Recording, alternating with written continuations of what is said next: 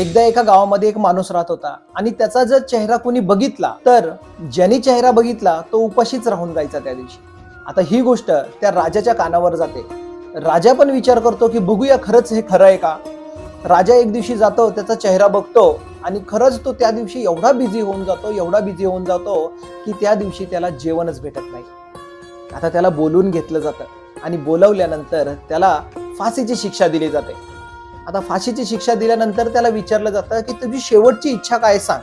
त्यावेळी तो म्हणतो की राजा, तुम्ही माझं तोंड बघितल्यामुळे तुम्हाला दिवस खराब गेला आणि तुम्हाला उपाशी राहावं लागलं त्या दिवशी, परंतु मी तुमचा तोंड बघितल्यामुळे मला फाशीची शिक्षा भेटली.